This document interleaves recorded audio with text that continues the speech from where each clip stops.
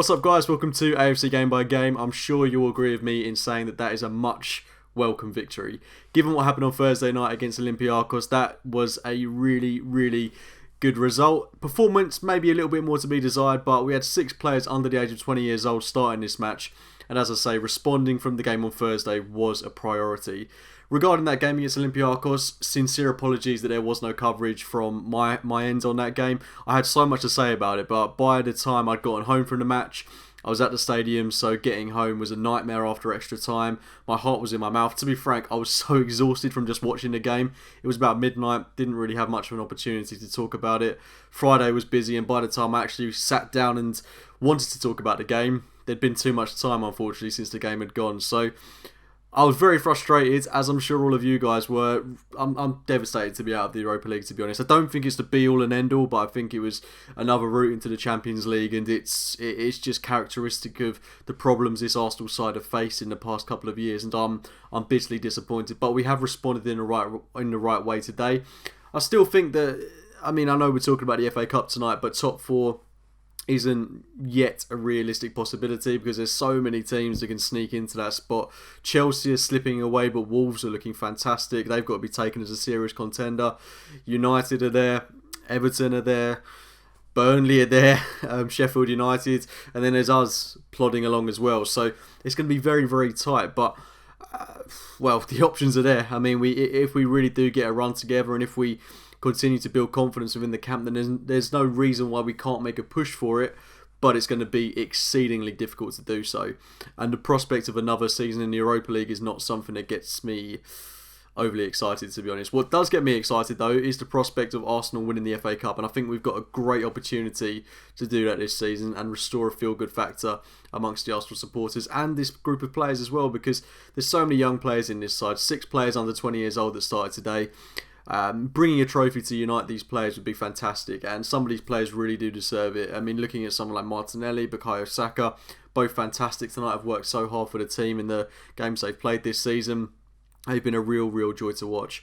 On the topic of the Arsenal lineup, I can't lie, I was very nervous when I saw it. Socrates are right back again. You can't help but wonder what is going on with Maitland-Niles. You'd think logically, given the amount of games Maitland-Niles has played at right back over the past season and a half, surely he slots in at right back ahead of Socrates, who has never really played at right back. He's never played at right back for Arsenal. So I was very surprised to see Socrates start again, but obviously Arteta is very much out of favour with Maitland-Niles, and honestly, if we can get a £20 to £25 million bid in for him in the summer, I do think he will not be an Arsenal player. Make of that what you will. I think I'd be tempted if I was Arteta to cash in on Maitland-Niles. He's a player that, is he our long-term future at right back? I'm not so sure. Then again, I don't think Bellerin's been entirely convincing since he's returned. I think we just need a new right back, to be honest. I know we've got Cedric coming in, but I think it's still taking time for Bellerin to get back to his best. I'm interested to see what Cedric can offer to the side, but tonight, though, surprised to see Socrates start at right back. David Luiz starting once again, captaining the Arsenal team. Who the hell would have thought that? David Luiz captaining Arsenal in 2020. Mental, absolutely mental, but was very assured tonight, played very well after a extremely dodgy game against Olympiacos, alongside Pablo Mari. Is it Paolo or Pablo? I can't believe I got that mixed up. Mari, either way, he started alongside Mari, and I thought Mari was very imposing. Worked very well on the ball, made some good clearances, some good tackles, some good interceptions, some good blocks. All round what you want to see from a centre-half, and I hope he can take that into the game against West Ham if he is indeed set to start in that match in the absence of Mustafi. Saka at left-back once again. This kid is playing so much football. Torreira and Guendouzi in the middle of the park. Torreira going off very early on into the game. Hopefully it's just a sprained ankle and nothing more. It seems to be that way, but he did look in serious pain at the time, and it's just typical that you go away to an English side, and particularly a lower league side, and they put in those kind of tackles. Anywhere else in the world, that's penalised, but it's just so typical that you see those crunching, tough tackles in the English game, and they're kind of swept under the rug because it's part of the style of football that's adopted in England, which, there's 2 ways of looking at it. You can see it as a good thing or a bad thing, but it does result in a team like Arsenal, where we play on the ball a lot, have a lot of possession. It does end up in us getting a lot of injuries, which has been the case this season, especially even more so since Mikel Arteta's come in. If you've noticed the amount of injuries we've got since we've started to dominate games that bit more, we've really started to get injuries on the list. But That aside, looking a bit further up the pitch, I was not overly impressed by Joe Willock, to be honest. I don't think he did much to impose himself on this game. He's one of those players that I'm looking at and I think he needs a loan. The same for Guendouzi, to be honest. A lot of sideways passing, a lot of backwards passing, struggling to see what he offers to the game. That's not me being harsh. I know he's had some very good performances in an Arsenal shirt, but I just think he needs to be... I think he needs to be playing regular football at a slightly lower tier, possibly, because I'm still very unsure about what type of player he is. Is he a commanding central midfielder? Is he a dictator of the game? Is he an offensive midfielder, defensive? I don't know. I haven't got a clue.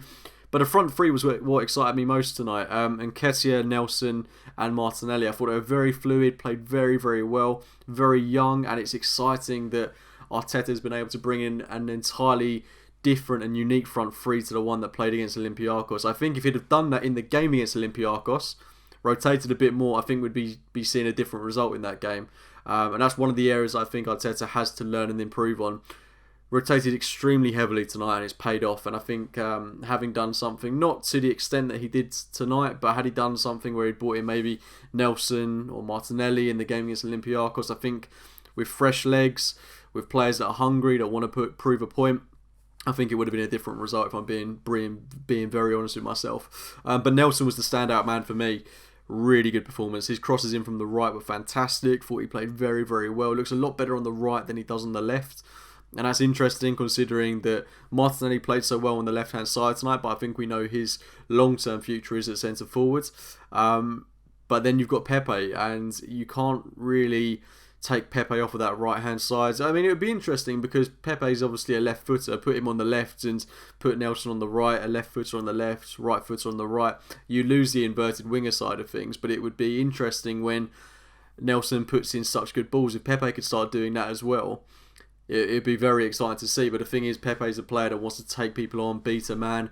That's his strength. So a lot of food for thought there, but I think we'll probably see Nelson go over to the left-hand side, Pepe come back in, and it'll be interesting to see how Nelson does playing on that left-hand side of the pitch, especially after today's performance. But Nketiah did really, really well to get the goal. The second goal, of course, Socrates coming in with the first one. Absolutely fantastic finish for a centre-half. Brilliant, brilliant goal. Brilliant cross by Nelson as well.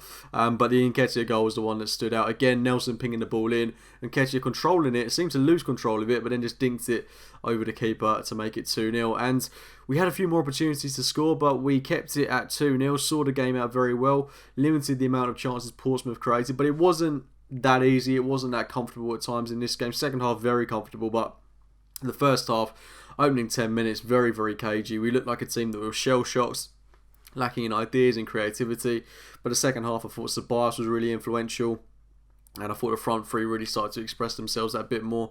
Getting them on the ball and they'll just create things of their own accord. So, yeah, I'm very pleased with the result. Very pleased with the rotation I saw tonight. And it's good to see the team respond in that manner after what was a very, very dismal and disappointing Thursday night. Of course, it's League One Portsmouth. It's not a game that's going to go down in history, but it's a big win given the circumstances. And we've got West Ham next in the league, and like I said at the start of the video, top four is in my eyes is unachievable. It's going to be so difficult to slip into top four. It's not in our hands. We rely on other teams above us and around us to basically not get any more good results this season. And then you've got to weigh in that we've got to get good results. And I do think we can do that. I think we can beat the likes of West Ham and we've got Southampton coming up. We've got some winnable games, but I'm saying about Southampton away, typically a bogey ground for us. We've got Man City to play away from home. We've got Liverpool. We've got Leicester. We've got Tottenham. Half of our games are very, very tough, and it's not going to be easy at all. Obviously, the teams around us have to play those games as well, but I struggle to see us getting the amount of points it would take to get us into the top four. But maybe I'm being overly negative. Everything in my eyes at the minute is on the FA Cup. I think we've got a great chance of winning that this season. And on that note, guys, I'm going to wrap it up there. Apologies that there was no coverage of the game against Olympiacos, but probably for the best. I didn't express my thoughts after that game, as we were all absolutely devastated after it. It was honestly one of the worst performances I've seen under Mikel Arteta's reign so far, and hopefully it's just a one-off. I thought we were going to see something similar tonight in that opening 10 minutes, but thankfully we've turned it around and we've got a good win away from home in the FA Cup. But as I say, I'm going to wrap it up there. Drop a like on the video if you've enjoyed it, subscribe to the channel if you're new, and as always, I'll speak to you very, very soon. See you later, guys.